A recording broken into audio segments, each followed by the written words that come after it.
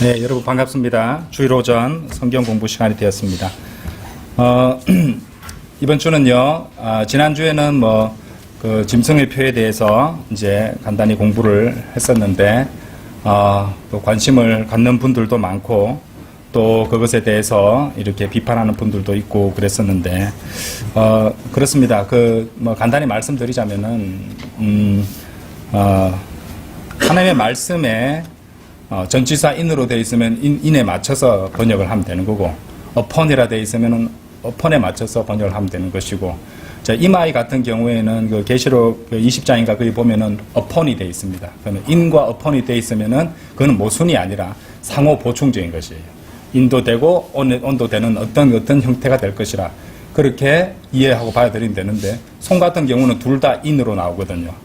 그러면은 이제 거기에 대해서 우리가 그것을 받아들이면 되는데, 또 어떤 분은 그것을 성경이 모순이다, 모순이 있다, 이것을 갖다가 이렇게 여러 가지 분분하기 때문에 그냥 무난하게 넓은 의미로 손에 하면 된다, 이렇게 주장하는 분들도 있더라고요.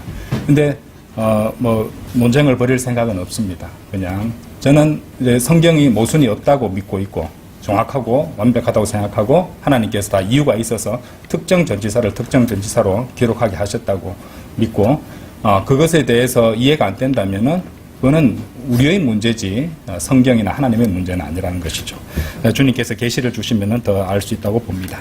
자, 오늘은요, 마지막 날들에 대한 4가지 진리들이라는 그런 제목으로 공부를 하겠습니다. 지지난주에 마지막 시대들에 대해서 공부를 했는데, 실제로 마지막 시대들, 마지막 날들은 우리 이제 교리 중에서도 상당히 어려운 부분입니다.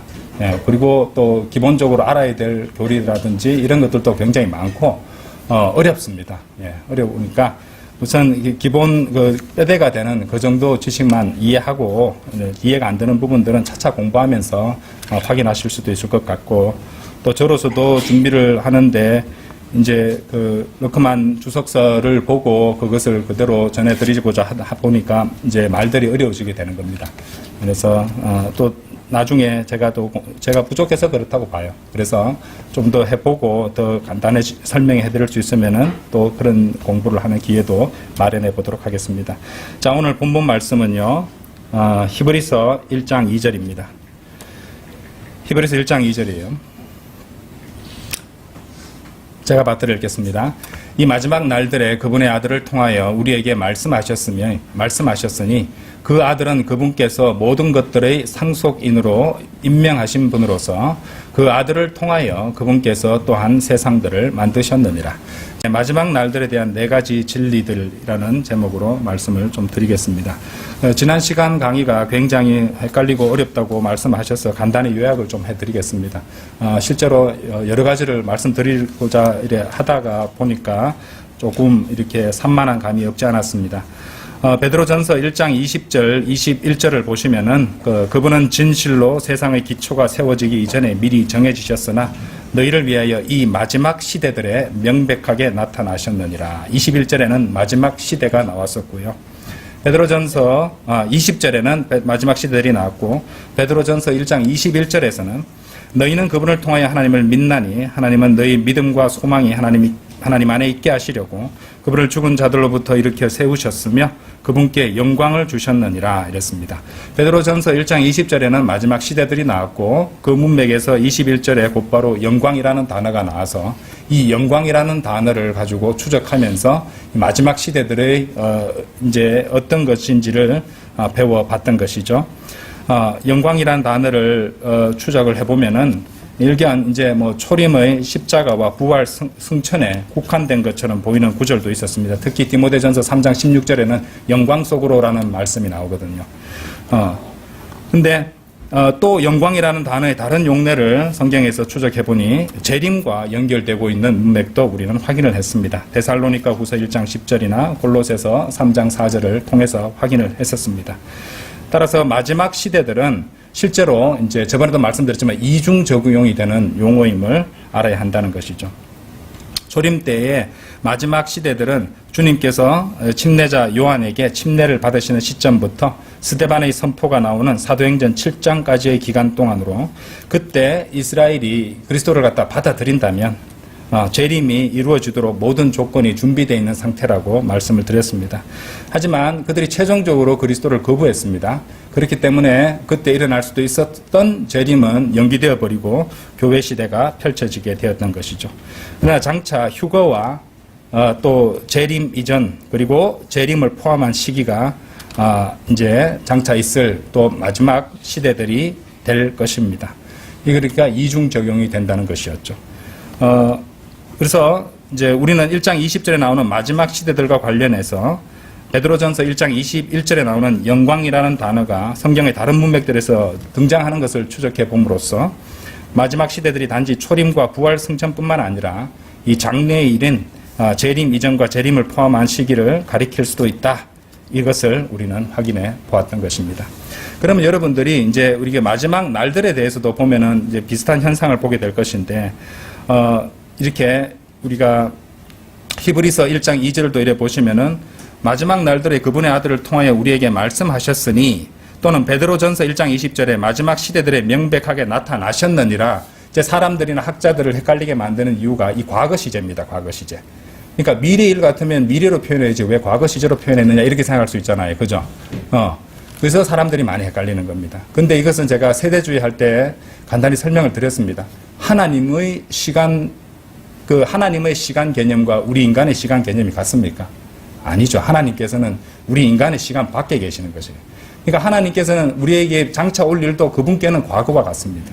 이미 다 알고 계시니까요. 그죠? 모든 것을 주관하시고. 그러니까 하나님께서는 모든 시대들에서 살아가는 인간들에게 적합한 말씀을 주시기 위해서 그분께서 보시기에 가장 적절한 시제로 기록을 해 주신 것입니다. 이해되시죠? 그래서 이거는 우리가 봤을 때 이미 초림 때 일어났던 것도 또는 일어날 수 있었던 것도 되는 것이고 장차 일어날 것도 되는 것이 하나님 보시기에는. 네, 이렇게 이해하시는 것이 굉장히 중요한 실마리가 될 것입니다. 자, 오늘 본문 말씀을 다시 보시면요. 기본적으로 이제 마지막 날들과 마지막 시대들은 대동소이하다 이렇게 말씀을 드릴 수 있습니다. 기본적으로 마지막 날들은 한마디로 천년 왕국 전에 왕국 복음이 전파되는 시기다 이렇게 정리를 하셔도 무방합니다. 그러니까 침례자 요한의 선포로부터 시작해서 스데반의 선포까지의 기간과 교회 시대를 포함하지 않고 건너뛴 다음에 대환란 직전, 그러니까 공중재림, 휴거 있잖아요. 그때부터 재림까지의 기간을 또 마지막 날들은 또 가리키게 된다는 것입니다. 그러니까 마지막 시대들, 마지막 날들은 거의 같은 표현이라고 보면 되는데, 이렇게 용례 면에 있어서 좀 구분되는 부분도 있기는 있습니다. 그래서 그런 것들을 살펴볼 것입니다. 그리고 또 이 마지막 날들은 다분히 누구 중심입니까? 유대인 중심입니다. 유대인 중심. 유대인 중심이 된다는 것이고. 왜냐하면은, 이제 장차 일어날 것은 시작이 이제 실제로 마지막 날들은 교회 시대 말기를 갖다가 의미하는 것처럼 바울서신에 기록되기도 합니다. 그리고 공중 휴거로서, 공중 재림으로서 우리가 휴거가 되면은 우리 그리스도인들은 지상에 없습니다. 그죠? 그러니까 당연히 유대인 중심이 될 수밖에 없는 겁니다. 그래서 또 믿음과 행위의 체계로 우리가 이해해도 무방하다는 것이죠. 그래서 히브리서 이제 저자는 우리가 보게 되면은 1장 2절에서 왕국이 임하기 전 마지막 날들에 살고 있다. 그 시점에서 이 히브리서를 기록했다. 이렇게 정리를 해 두시면은 이렇게 여러 가지 난해 구조를 이행하는데 문제가 없게 된다는 것입니다. 자, 마지막 날들에 대한 네 가지 진리들. 첫 번째는요, 마지막 날들은 2000년 넘는 학자들이, 요단교회 학자들이 주장하듯이 2000년 넘는 긴 기간이 아니라 다 합쳐서 한 15년이 안 되는 그 기간이라는 것을 아셔야 됩니다. 다시 말해서 예수 그리스도께서 그분의 사역을 시작하시던 해에 침례자 요한에 의해서 예고되었고 약 7년 정도의 시간이 지나기 전에 사도행전 7장에서 종료되게 된다면 대충 7년 가까이 됩니다. 그 기간이. 그리고 그 후에 이제 교회 시대를 건너뛰어서 대환란 바로 전에 다시 시작돼서 재림까지 또 이어지는 것이죠. 그것이 또 그 정도 기간이 된다는 것이죠. 그래서 다 합쳐도 15년이 안 되는 기간이라 이렇게 설명을 드린 겁니다. 대환란 바로 전에 시작된다고 말씀드리는 아까 좀 전에도 말씀드렸지만은 자, 디모데후서 3장 1절 한번 열어보십시오.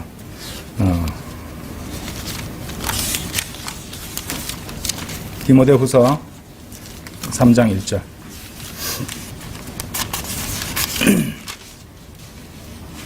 자, 여기도 여러분 보시면은 마지막 날들이 나와 있습니다. 그렇죠? 요거는 성격이 약간 마지막 날들이에요. 약간 다른 마지막 날들이에요. 또한 이것을 알지니 마지막 날들에 아주 위험한 시대들이 오리라. 이는 사람들이 자기 자신들을 사랑하는 자들이 될 것이기 때문이니 탐욕스럽고 자만하는 자들이요 교만하고 신성모독하는 자들이며 부모들에게 반항적이고 감사하지 않으며 거룩하지 않고 본연의 애정이 없으며 협정을 파괴하는 자들이요 거짓 고소자들이며 자제력이 없고 사나우며 선한 것들을 멸시하는 자들이며 배반자들이요 성급하고 높아지려는 생각을 가지며 하나님을 사랑하는 자들이 되기보다는 쾌락들을 더욱 사랑하는 자들이 되리라. 그들은 경건의 형체는 있으나 경건의 능력은 부인하리라. 이런 자들로부터 돌아서라. 그러니까 여기서 보면은 이제 바울이 교회 시대의 끝을 이렇게 마지막 날들로 언급하고 있다는 것입니다. 그럼 여기서는 교회 시대의 마지막이 되는 것이죠. 그죠? 교회 시대의 마지막을 말하고 있다는 것이고, 또 히브리서에서 마지막 날들은 이제 다분히 그 이스라엘의 민족에 있어서의 그런 마지막 날들이다. 이렇게 구분을 해야 될 겁니다. 좀 이따 다시 언급하겠습니다. 그래서 이제 그렇게 보면은 교회 시대 2000년과 비교할 때 별로 굉장히 짧은 기간입니다. 그렇죠? 초림에 있을 수 있었던 그런 마지막 날들과 또 재림 때 있게 될 마지막 날들 다 합쳐도 15년이 안 되는 것과 교회 시대 2000년과 비교하면은 차이가 많이 나잖아요. 자, 마지막 날들에 대한 네 가지 진리들. 두 번째는요, 하나님의 아들은 미래에 말씀하실 것이지만 그 말씀은 지상에서는 하지 않으실 것이라는 것입니다. 조금 생소하시죠? 히브리서 1장 2절 다시 한번 돌아가 보십시오. 여기 보시면은 과거에 2절 이 마지막 날들에 그분의 아들을 통하여 우리에게 말씀하셨으니, 그죠? 이것은 아들을 통하여 우리에게 말씀하셨는데 이것을 한 번 더 말씀을 하시는데, 처음에 초림 때는 지상에서 말씀하신 것이지만 재림 때는 지상에서는 그렇게 말씀하시지 않을 것이라는 뜻입니다. 그분의 음성이 다시 울리게 되시는데요. 자, 히브리서 12장으로 한번 가보시면은 그 근거가 나옵니다. 12장 25절 26절입니다. 12장 25절 26절. 너희는 말씀하시는 그분을 거역하지 않도록 주의하라. 만일 지상에서 말씀하신 분을 거역한 이들이 피하지 못하였다면, 지상에서 말씀하신 게 나오죠. 우리가 하늘에서 말씀하시는 분을 외면할 때 우리는 더욱더 피하지 못할 것이기 때문이라. 그때 그분의 음성은 땅을 흔들었느니라. 그러나 이제는 그분께서 약속하며 말씀하시기를 내가 땅뿐만 아니라 하늘까지도 다시 한 번 더 흔드노라 하셨느니라. 그래서 하늘에서 한 번 더 흔드는 것이 바로 재림을 말하고 있는 부분이라 된다는 거죠. 그럼 여기서도 이제 이 두 가지를 언급하고 계신다는 것입니다. 그래서 이제 우리 주 예수 그리스도의 재림을 기다리지 않는 배교자들은 이제 이런 것들을 갖다가 과거에 다른 시기로 돌려놓으려고 그렇게 설명을 하지만은 당연히 그것은 과거에만 속하는 것이 아니라 장차 미래에 있을 일들이죠. 예, 히브리서 요 4장 8절 한번 열어보십시오. 히브리서 4장 8절.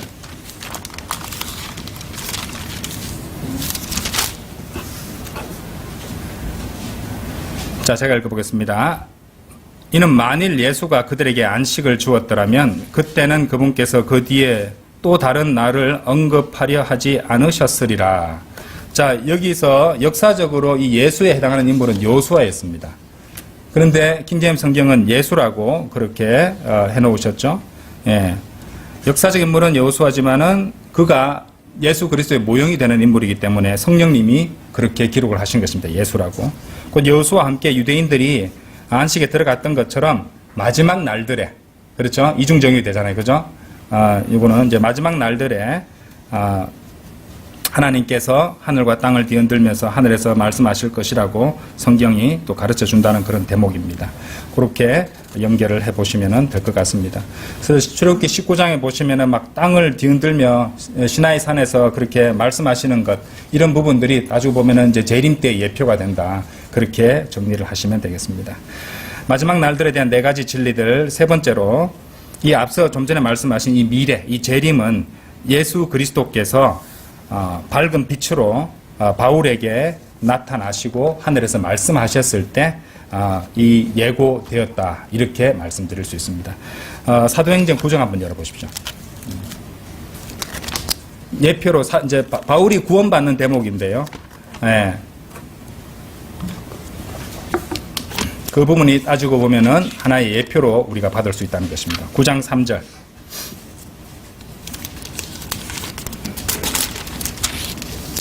그리고 그가 여정을 떠남에 따라 그는 다마스쿠스에 가까이 왔는데 갑자기 하늘로부터 한 빛이 그의 주위를 비추었더라. 하늘로부터 갑자기 하늘로부터 한 빛이 그의 주위를 비추었더라 이렇게 말하고 있습니다. 자, 사도행전 26장 가보십시오. 26장 13절.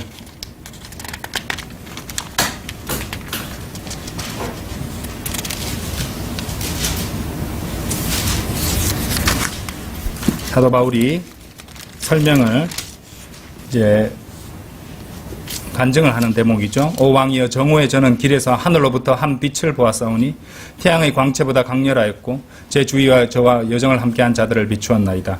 그리하여 우리가 모두 땅에 쓰러졌을 때 제가 저에게 말씀하신 한 음성을 들었는데 음성이 났죠. 히브리어로 말씀하시기를 사울아 사울아 어찌하여 너는 나를 박해하느냐 가시들의 발길질하는 것은 너에게 모진 일이라 하셨나이다. 그래야 제가 말씀드리기를 주여 당신은 누구시니까 했나이다. 이에 그분께서 이같이 말씀하셨나이다. 나는 네가 박해하는 예수라. 자, 사도 바울은요 고린도전서 15장 8절에서 자신의 출생이 합당한 때를 벗어나서 태어났다 이렇게 고백을 하는데요. 이제 이런 대목에서 사도 바울이 이스라엘의 그 탄생의 한 가지 예표로서 주어지고 있다고 우리가 볼 수 있습니다. 그리고 사도 바울은 하늘에서 한 빛을 보았다고 간증을 했습니다. 그런데 이 구약 성경에 보면은 이제 그 관련된 말씀들이 좀 나옵니다. 먼저 히브리서 9장 28절에 보시면은 이제 시간 관계상 들어보십시오.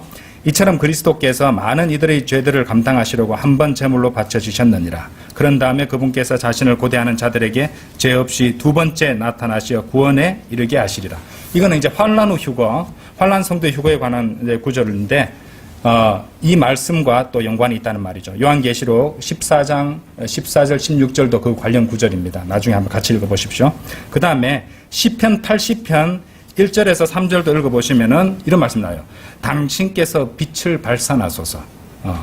당신의 얼굴이 빛나게 하소서. 그리하면 저희가 구원받으리이다. 재림에 관련된 구절입니다. 이제 햇빛이 비치듯이 그렇죠? 그리고 히브리서 시편 50편 히브리서가 아니고 1절 2절에 보면 해가 뜨는 데부터 해가 지는 데까지 땅을 부르셨도다. 하나님께서는 아름다움의 극진 시온에서 밖으로 빛을 발산하셨도다. 이런 대목도 나오고요. 시편 67편 1절에서는 또 그분의 얼굴을 우리 위에 비추시기를 바라나이다. 셀라. 이렇게 해서 이 재림에 관련된 구절이 또 마지막 이 날들에 관련해서 이렇게 사도 바울이 구원받을 때 하늘에서 빛을 본 부분과 연관되어서 성경에 기록된 부분을 우리가 고려할 수 있다 이 말입니다. 그리고 네 번째입니다. 마지막 날들을 밝히는 네 가지 진리들. 네 번째는요. 이 성경의 저자이신 성령님께서 초림에 대한 영적인 해석을 하시고자 할 때 그 주어진 구절의 특정 부분을 생략하시는 그런 현상이 나타난다는 것입니다. 이사야서 9장 한번 열어보십시오. 이사야서 9장. 자, 마지막 날들과 관련해서 이사야서 9장을 한번 보겠습니다.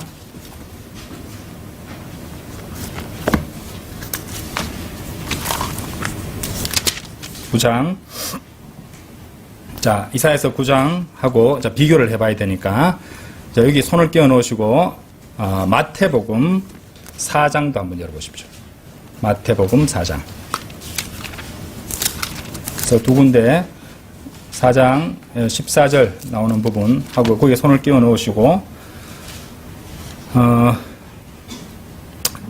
자, 손을 다 끼워 놓으셨죠? 이제 즉각 제가 말씀드리면 보시면 됩니다. 그래서 주님께서는 이제 그분의 주장을 강조하기 위해서 이사야서 9장 1절 2절을 이제 예수 그리스도의 초림에 적용해서 제시하실 때, 그러니까 마태복음 4장 14절 16절 부분인데요. 일부 말씀을 생략하십니다. 그리고 전체 구절을 인용하지 않으세요. 예. 그러니까 이거는 성경 그게 삭제한 거 아니냐? 그게 아니죠. 성경의 저자께서 필요한 대로 언급하시는 것이니까요. 그죠? 예. 그래서 왜 그러냐면은 초림과 연관되지 않은 재림에 직접적으로 연결된 그런 관련된 부분들이 있기 때문에 그것을 의도적으로 빼고 언급하시는 대목이 나온다는 것입니다. 일단은 이제 그 이사야서 9장 1절 2절 볼게요. 그렇다 할지라도 그 침침함은 그녀가 핍박 속에 있었던 때와 같지는 아니하리니 곧 그분께서 처음에 스불론 지역과 납탈리 지역을 가볍게 괴롭히셨다가 그 이후에 요르단 너머 민족들에 속한 갈릴리에서 해변길 옆에 있는 그녀에게 더 가혹하게 고통을 주셨을 때라. 어둠 가운데 살아갔던 백성이 한 커다란 빛을 보았도다. 사망의 그림자가 드리운 지역에 기거하는 자들 바로 그들 위에 빛이었도다. 여기도 빛이 비치는 얘기 나오죠, 그죠? 자, 그런데 그 3절부터 6절까지는 이제 읽어보지는 않겠습니다만은 재림의 문맥입니다. 기본적으로 그 문맥은 재림의 문맥으로 하시고 그 이사야서 9장 1절 2절을 갖다가 주님께서 이제 인용하실 때 마태복음 4장 14절부터 16절 볼게요. 이는 예언자 이사야를 통하여 언급된 것이 성취되게 하려 함이라 말씀하시기를 바닷길 옆 요르단 너머에 있는 스불론 지역과 납탈리 지역인 이방인들의 갈릴리야 어둠 속에 앉아있던 백성이 찬란한 빛을 보았으며 그 사망의 구역과 사망의 그림자 가운데 앉아있던 자들에게 빛이 솟구쳤도다 하신 것이라. 자, 그렇게 16절까지 우리가 봤습니다. 그죠? 자, 이 부분은 이제 초림 때는 그렇게 영적으로 성취된 부분입니다. 이 내용들은. 그런데 방금 우리가 손께어서 보셨던 이사야서 9장과 마태복음 4장 말씀을 비교해 보면 차이가 있는데 어떤 구절들이 그러니까 언급되지 않고 생략되고 언급됐냐면요. 마태복음 4장에서 그렇다 할지라도 그 침침함은 그녀가 핍박 속에 있었을 때와 같지는 아니하리니 곧 그분께서 처음에 스불론 지역과 납탈리 지역을 가볍게 괴롭히셨다가 이 부분이 언급되지 않았고 그녀에게 더 가혹하게 고통을 주셨을 때라 이 부분도 비교해 보시면 언급되지 않았습니다. 그러니까 이 부분은 대환란과 그리스도의 재림을 다루는 부분이기 때문에 의도적으로 초림에 관련된 부분만 성령님께서는 그렇게 인용하게 하셨던 것입니다.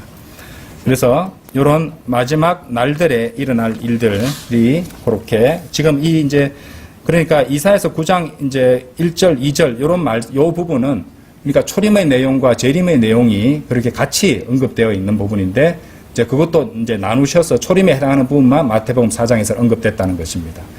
그래서 이제 바르게 나눈다는 것은 그러니까 이제 세대주의 바르게 나눈다는 것은 단순히 책과 책 사이에서 나눈다는 것뿐만 아니고 때로는 절과 절만 나누는 것도 아니고 한 절 안에서도 나눠야 될 때가 있다는 것을 우리가 알 수 있다는 거죠. 그게 바로 나누는 거예요. 제대로 못 나눈 사람들은 책과 책을 나누는 사람들이 있습니다. 예, 아니죠. 우리는 모든 성경을 우리에게 받아들일 수 있는 부분들이 있습니다. 그렇죠? 그리고 이제 교리적으로 봤을 때, 실제적으로 봤을 때, 한 절 안에서도 우리가 나누고 해야 되는 부분들이 있다는 것입니다. 자, 이 마지막 날들에 관련해서 성경의 여러 가지 부분들을 살펴보고 있는데요. 이 마지막 날들은 이 교단 신학자들이 주장하듯이 뭐 갈보리와 함께 시작해서 계속 이어지다가 이제 재림으로 막을 내리는 2000년 넘는 기간이 아니죠. 아까도 계속 설명드렸지만은 침례자 요한과 함께 시작해서 사도행전 7장에서 끝나고 교회 시대 끝에서 다시 시작해서 아까 디모데후서 3장 보셨잖아요. 그죠? 그때 시작해서 재림 때에 끝나는 것이라고 볼 수 있습니다. 1장 2절에서 그 나오는 아들은 두 번 말씀하시죠. 첫 번째는 땅에서 말씀하시고 두 번째는 하늘로부터 말씀하신다고 히브리서 12장 25절에서 우리가 확인을 했습니다.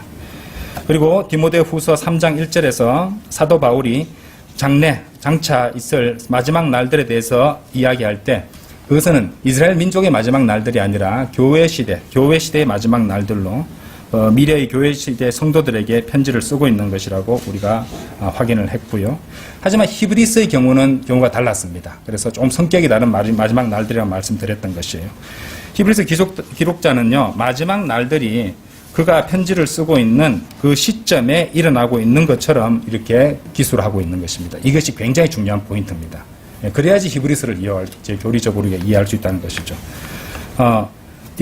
바울이 디모데후서 3장처럼 마지막 날들이 장차 올 것이라고 말하고 있는 것이 아닙니다. 다시 히브리서 1장 2절 보세요. 그것의 실마리가 이 전치사에 나옵니다.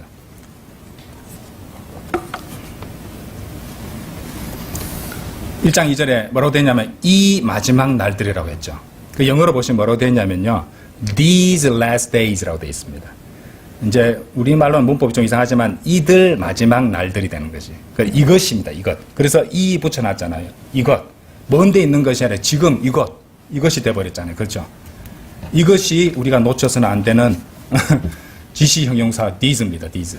그렇죠? 요것 때문에 우리가 이 히브리서를 갖다가 이 these라는 단어 하나 가지고 히브리서를 어떤 입장에서 우리가 이해를 해야 되는지를 보여주는 신호가 된다는 것이죠.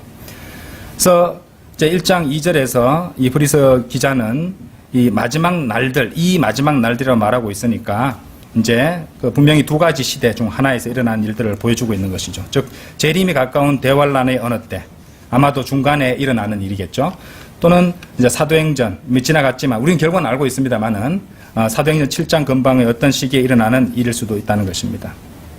그런데 아까도 말씀드렸지만은 중요한 것은 이 구절에서 마지막 날들이 디모데후서 3장 1절에서 말씀드렸던 교회의 마지막 날들이 아니라 이스라엘의 마지막 날들이라 이 말입니다. 그래서 때로는 이 마지막 날들을 이해할 때도 바울 서신의 디모데후서 3장의 마지막 날들과 히브리서 마지막 날들은 구분을 해 주셔야 된다는 것입니다.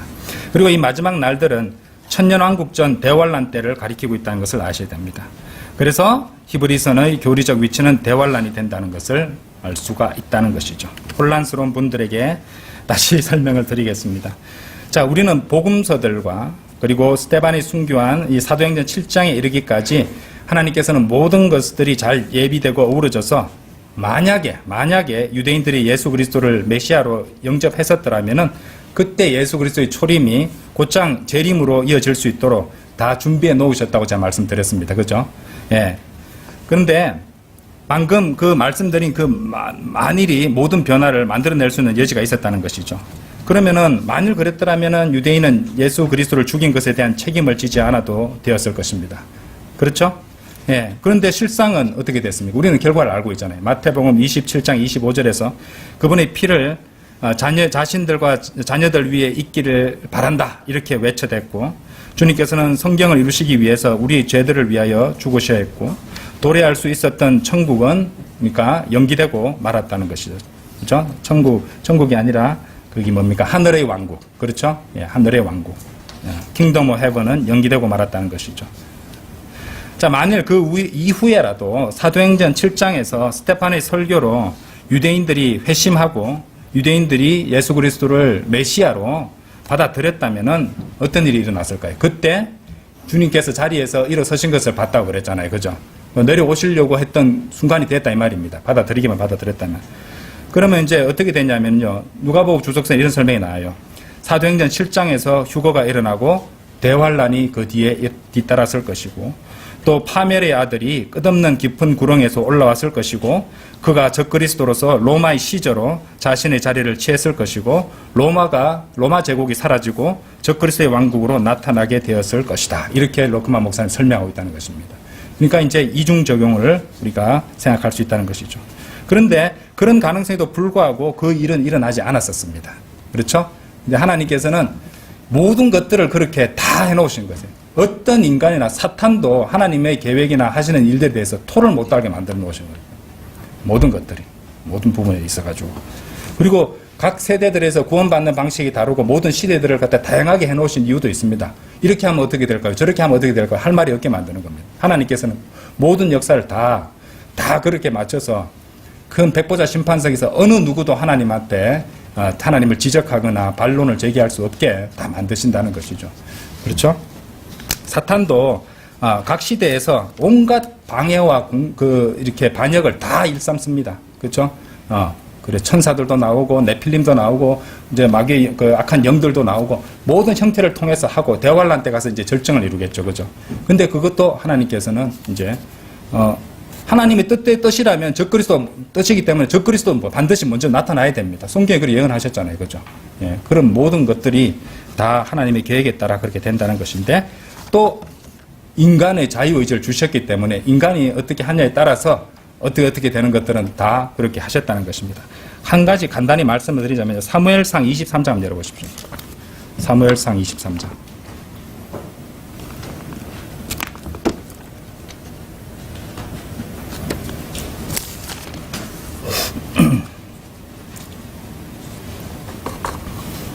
(12절) 한번 보세요.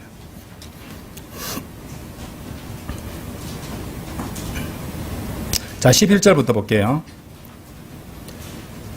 그일라 사람들이 10절부터 보시면 이해가 낫겠네요. 그때 다윗이 같이 말씀드렸더라. 오 이스라엘의 주 하나님이여, 사울이 저로 인하여 그일라로 와서 도시를 멸하려고 한다는 것을 당신의 종이 틀림없이 들었나이다. 그일라 사람들이 그의 손안에 저를 넘겨버리리이까? 당신의 종이 들은 것대로 사울이 내려오리이까? 오 이스라엘의 주 하나님이여, 제가 당신께 간청하오니 당신의 종에게 알려주소서. 그러자 주께서 말씀하시기를 그가 내려오리라 하셨느니라. 그때 다윗이 말하기를 그일라 사람들이 저와 제 사람들을 사울의 손안에 넘기겠나이까 하였더라. 그러자 주님께서 말씀하시기를 그들이 너를 넘겨버릴 것이라 하였느니라. 자, 하나님께서 예언하셨어요. 말씀하셨어요. 이렇게 될 거라고 말씀하셨습니다. 그런데 어떤 일이 벌어진지 아십니까? 하나님께서 분명히 그가 내려올 것이고 그들이 너를 넘겨버릴 것이라고 분명히 말씀하셨죠. 예언하셨죠. 13절 보세요. 그때 다윗과 그의 사람들 600명이 일어나 크일라에서 떠났으니 그들이 갈 수 있는 곳이면 어디든지 갔더라. 그러자 다윗이 크일라에서 탈출한 것을 사울에게 알려져 그가 출진하는 것을 관두었더라. 하나님 예언하셨는데 안 이루어졌어요. 하나님 거짓말장이 되어버렸습니다. 인간의 자유의지가 작용을 했잖아요. 그죠? 거기서 하나님의 말씀 듣고 다윗이 그렇게 하니까 이제 거기서 떠나버리니까 이 일이 안 일어났습니다. 그렇죠? 예, 이해되죠? 일어날 수 있는 상황인데 그들이 거부했기 때문에 연기된 겁니다. 그렇죠? 예, 그러니까 뭐 구원받을 사람이 창세전에 정해져 있다 뭐 이런 칼빈주의는 말이 안 되는 것이에요. 그죠? 예, 만약에 자신이 영원히 이렇게 저주받고 멸망하기로 정해졌다면은 당장 복음에 순종해서 구원받으면 됩니다. 바꾸면 돼요. 그렇게. 마찬가지입니다.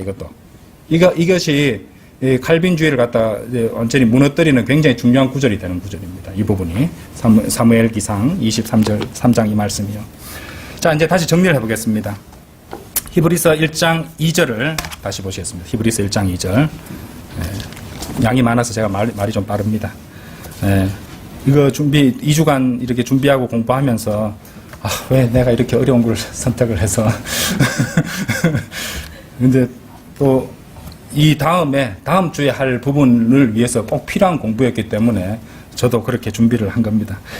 자, 히브리서 1장 2절을 보시면은 이 마지막 날들에 그분의 아들을 통하여 우리에게 말씀하셨으니, 자, 오늘날 거의 모든 주석서를 보시면은 마지막 날들이 갈보리에서 시작되어야 한다고 그래 말하죠. 왜냐하면 아까도 말씀드렸지만 이 마지막 날들에 그분의 아들을 통하여 우리에게 말씀하셨으니 라는 과거 시제로 말씀하시기 때문이에요. 그렇기 때문에 마지막 날들은 교회 역사의 2000년 전체를 의미하는 것처럼 되어버린다는 것이죠. 그런데 우리는 그것이 틀린 주장임을 지난주에도 공부했고 이번 주에도 같이 공부를 했습니다. 그런데 1장 2절의 그 다음 부분이 굉장히 오묘합니다. 자, 그 뒤에 그분께서 모든 것들의 상속인으로 임명하신 분으로서 그 아들을 통하여 그분께서 또한 세상들을 만드셨느니라. 그렇죠? 상속인이라는 단어 보셨습니까? 상속인, 상속받는 것, 상속인이라는 단어. 상속은 상속인은 유산을 받는 거잖아요.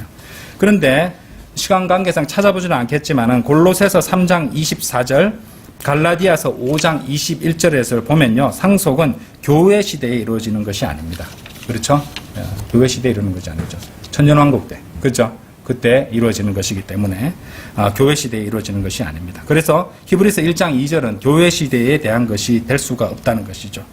요것과 연관해서 이 상속인에 해당하는 단어 heir 나오는데요. heir라는 단어가 어디 나오냐면요, 거기 마태복음 21장 한번 열어보세요. 성경으로 비교하면 우리 알 수 있어요.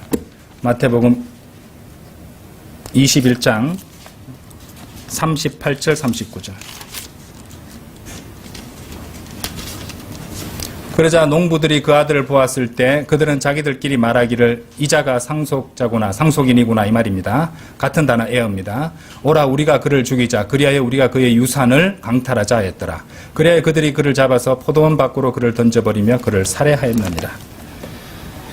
그러니까 이 상속인은 자신에게 속한 것을 가져오기 위해서 포도원에 오셨지만은 38절 말씀처럼 이자가 상속자구나 상속인이구나 우리가 그를 죽이자 그래서 우리가 유산을 강탈하자 말하고 그분을 죽이고 말았죠. 자 초림때를 말하고 있습니다. 그렇죠. 예, 그런 일이 벌어졌다는 것이죠. 그래서 상속인이 상속을 받는 것은 교회 시대가 아니라는 말입니다. 예, 마태복음 21장 말씀이 그것을 또 보여주고 있다는 것이죠. 그래서 교회 시대에 상속받는 것처럼 믿고 가르치는 것이 바로 이 후천년주의입니다. 쉽게 말해서. 그래서 그런 것들은 이제 구원받지 않은 정치가들, 교황들 이런 자들이 가르치는 그런 거짓 교리가 된다는 것이죠. 자, 그러면 아들의 이 말씀이 여전히 미래의 사건임을 확인하기 위해서 또 증거 구절이 하나 더 있습니다. 자, 히브리서 2장 5절로 가보십시오. 히브리서 2장 5절.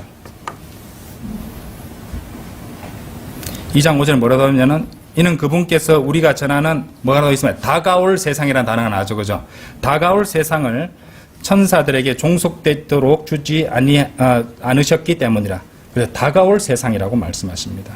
그래서 이 분명한 말씀에서 오해의 여지가 없죠. 예, 우리가 헷갈리는 게 다 사라집니다. 히브리서 1장 1절 2절은 과거의 이 초림이 아닌 다니엘의 70제주 그러니까 곧 대환란에 직접 이어지는 그런 곳으로 우리를 이끌어 가고 있구나 판단할 수 있다는 것입니다. 그리고 다가올 세상은 분명히 천년왕국의 상속을 의미한다는 것으로 우리가 이해하시면 된다는 것이죠. 갈라디아서 5장 21절, 에베소서 5장 5절을 나중에 한번 읽어보시면 이해에 도움될 것입니다. 자, 결론적으로 마지막 시대와 마지막 날들에 대해서는 이제 우리가 2주에 걸쳐서 공부를 했었는데 좀 더 공부를 할 여지도 있을 것입니다. 그렇죠? 빨리 이렇게 보고 넘어가는 부분도 많기 때문에. 근데 분명한 것은 이제 이중적용이 되는 표현이다. 이중적용이 되는 표현이고 또 침례자 요한이 주님께 침례를 드리고 왕국 복음이 전파되는 시점이다. 그 시점으로 해서 그때 왕국 복음이 선포됐잖아요. 그 당시에 이제 침례 요한에 의해서. 그래서 사도행전 7장 스데반의 선포까지 7년 남짓한 그 기간이 마지막 날들이 또 마지막 시대들이 되고 또 교회 시대 2000년을 건너뛰어서 대환란 바로 전 휴거 그리고 공중 재림에서 또 지상 재림까지 왕국 복음이 전파되는 또 7년 정도의 그 기간, 이 기간들을 포함하는 그 기간으로 이중 적용이 된다. 이렇게 기본적으로 이제 기억을 하시고 그 기본 교리 하에서 이제 공부를 더해서 살을 붙여 나가시면 되겠습니다. 히브리서를 이제 읽을 때는 모순이 되는 그런 구절들이 많이 보이는데 기본적으로 교리적으로 대환란 시대가 바로 이제 그 교리적 위치가 되고 유대인 중심적이다. 이렇게 알고 읽으시면은 난해 구절들을 해결할 수 있습니다. 그리고 이제 주님의 지상 재림과 더불어서 다가올 세상인 이 천년왕국의 안식과 상속이 이루어진다는 것입니다. 그래서 마지막 날들 그리고 마지막 시대들에 대해서 우리가 이제 많이 공부를 해봤었고 그러면은 이제 상당히 어려운 교리들 공부할 때 도움이 많이 되리라고 생각합니다. 더 헷갈리게 해드린 건 아닌지 잘 모르겠습니다만은 또 기도하면서 공부하면은 주님께서 더 많은 지혜를 주시고 또 제가 어디까지는 항상 느끼는 거지만은 제가 부족해서 그런 것 같아요. 그래서 제가 또 공부를 또 열심히 하고 확실히 이해하면은 더 쉽고 명확하게 설명을 다 드릴 수 있을 것이라고 생각합니다. 다 같이 기도드리겠습니다.